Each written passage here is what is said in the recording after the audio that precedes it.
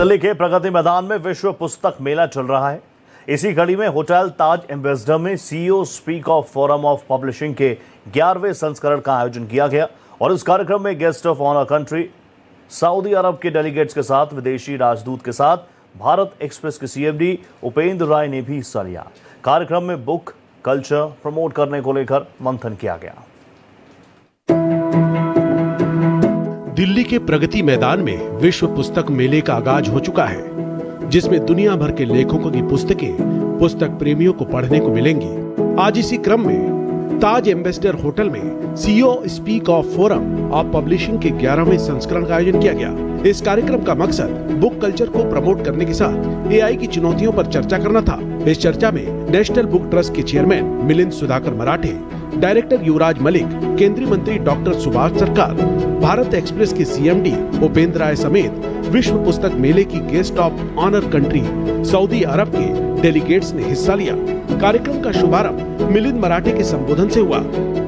I am very happy that 11 years back, the then team of National Book Trust identified, conceived this particular idea and started CEO Speak. So that here we can come, interact. So there will be a very important role of CEOs in promoting the book culture and cultural trait of this country, and we are the largest publishing ecosystem in the world. Seeing the size of industry which we have, the kind of audience we have, the consumers we have for knowledge and content, the diversity of language and diversity of content bring it together an opportunity not only for Indian publishers but publishers across the world. वक्ताओं ने national Book Trust के योगदान और CEO speaks की शुरुआत को लेकर अपना मत रखा। उन्होंने कहा किस तरह से पुस्तकों की भूमिका देश ही नहीं दुनिया में बढ़ गई है।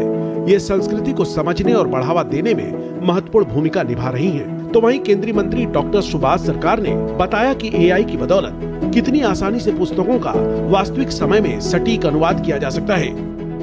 Opportunities that AI bring to multilingual publishing is machine translation.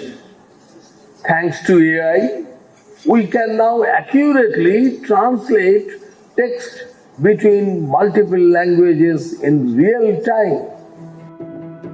CEO speak of forum of publishing के इस आयोजन कार्यक्रम में शामिल विश्व पुस्तक मेले की guest of honour country Saudi Arab के डेलीगेट्स ने भी अपने विचार रखे।